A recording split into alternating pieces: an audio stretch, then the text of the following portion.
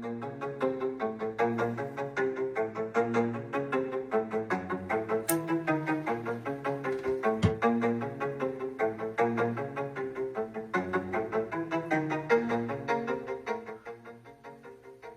evening, and welcome back to SBL's Spooky Book Talks. This evening, I am your host, Marie, and I will be telling some scary stories to tell in the dark. This book is a series. It's a series of books I read when I was young, and I have chosen just a couple out of the first scary stories to tell in the dark. I'm reading from the 25th anniversary edition that we have in our library. First up, there was an old woman, all skin and bone. There was an old woman, all skin and bone, who lived near the graveyard, all alone. She thought she'd go to church one day to hear the parson preach and pray, and when she came to the church house stile, she thought she'd stop and rest a while. When she came up to the door, she thought she'd stop and rest some more, but when she turned and looked around, she saw a corpse upon the ground. From its nose down to its chin, the worms crawled out, and the worms crawled in. The woman to the preacher said, "Shall I look like that when I am dead?" The preacher to the woman said, "You'll look like that when you are dead." The next tale that I will be reading from Scary Stories to Tell in the Dark is called The Haunted House. One time, a preacher went to see if he could put a haunt to rest at a house in his settlement.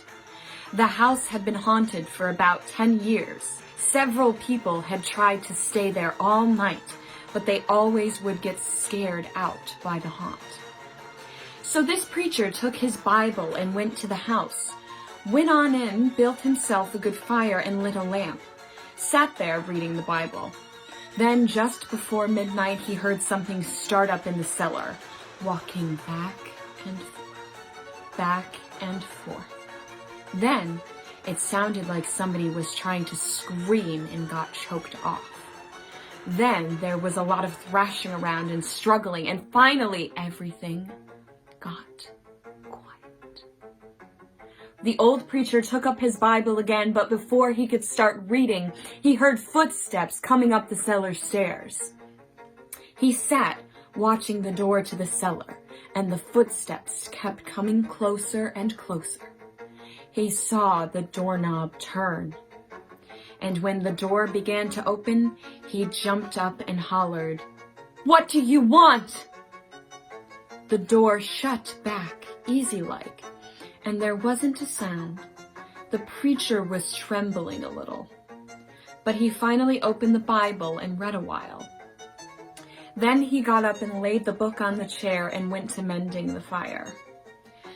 Then the haunt started again, and step, step, step up the cellar stairs. The old preacher sat watching the door, saw the doorknob turn, and the door open. It looked like a young woman. He backed up and said, "Who are you? What do you want?" The haunt sort of swayed, like she didn't know what to do. Then she just faded out. The old preacher waited and waited. And when he didn't hear any more noises, he went over and shut the door. He was sweating and trembling all over, but he was a brave man, and he thought he'd be able to see it through. So he turned his chair to where he could watch, and he sat down and waited. It wasn't long before he heard the haunt start up again. Slowly, step, step, step, step, closer and closer, step, step, and it was right at the door. The preacher stood up and held his Bible out before him. Then the knob slowly turned and the door opened wide. This time the preacher spoke quietly. He said, In the name of the Father, Son, and the Holy Ghost, who are you and what do you want? The haunt came right across the room, straight to him, and took hold of his coat. It was a young woman about 20 years old. Her hair was torn and tangled, and the flesh was dropping off her face, so he could see the bones and part of her teeth.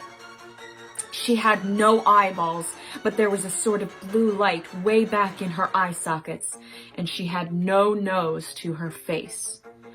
Then she started talking. It sounded like her voice was coming and going with the wind blowing.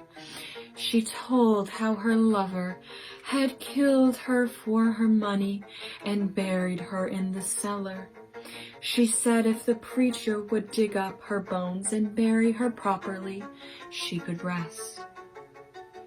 Then she told him to take the end joint of the little finger from her left hand to lay it in the collection plate at the next church meeting, and he'd find out who'd murdered her. And she said, if you come back here once more after that, you'll hear my voice at midnight, and I'll tell you where my money is hid and you can give it to the church. The haunt sobbed like she was tired, and she sunk down toward the floor and was gone. The preacher found her bones and buried them in the graveyard. The next Sunday, the preacher put the finger bone in the collection plate, and when a certain man happened to touch it, it stuck to his hand. The man jumped up and rubbed and scraped and tore at the bone, trying to get it off. Then he went to screaming like he was going crazy. Well, he confessed to the murder, and they took him on to jail. After the man was hung, the preacher went back to that house one midnight, and the haunt's voice told him to dig under the hearth rock. He did, and he found a big sack of money. And where that haunt had held on to his coat, the print of those bony fingers was burned right onto the cloth. It never did come out. The last story I'm going to be sharing with you this evening is one that has haunted me since elementary school, and something I think about every time I drive in the dark. This story is called High Beams. The girl driving the old blue sedan was a senior at the high school. She lived on a farm about 8 miles away and used the car to drive back and forth. She had driven into town that night to see a basketball game. Now she was on her way home. As she pulled away from the school, she noticed a red pickup truck follow her out of the parking lot. A few minutes later, the truck was still behind her. I guess we're going in the same direction, she thought. She began to watch the truck in her mirror.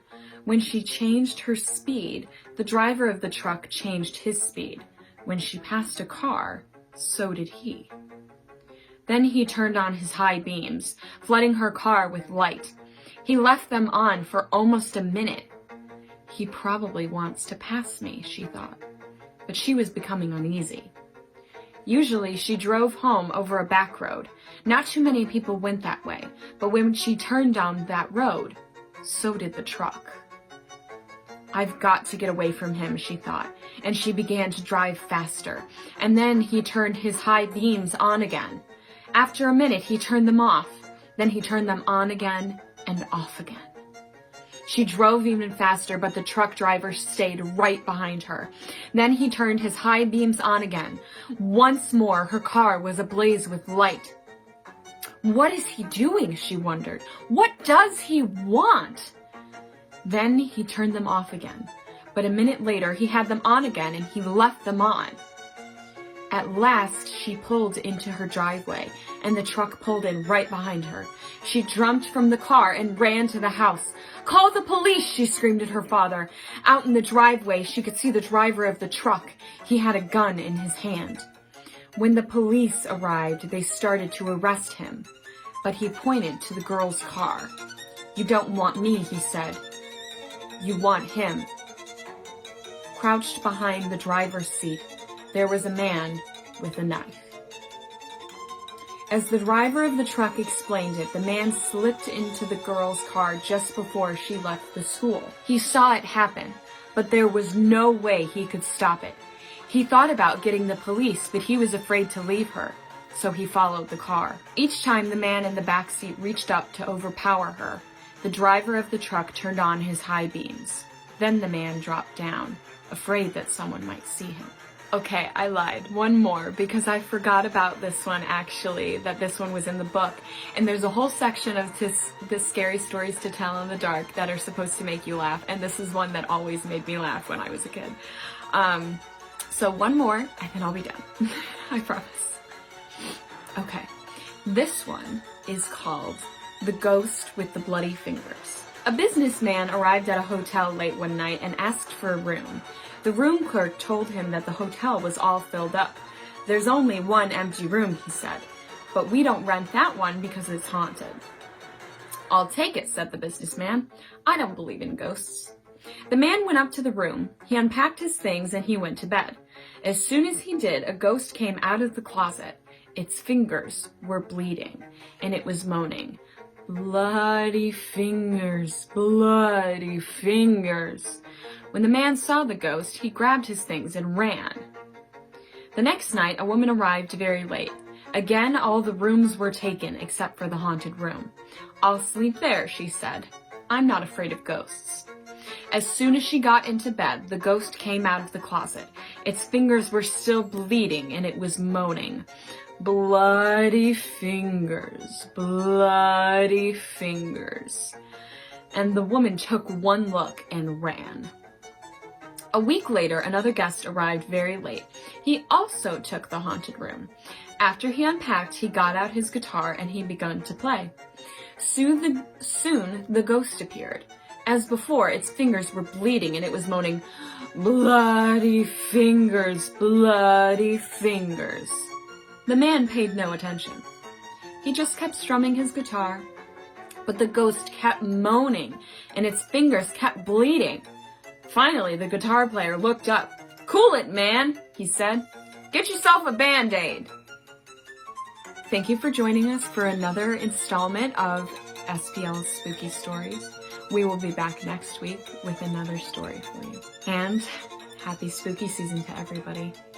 Remember to close your drapes at night and be very conscious of spirits that may be around.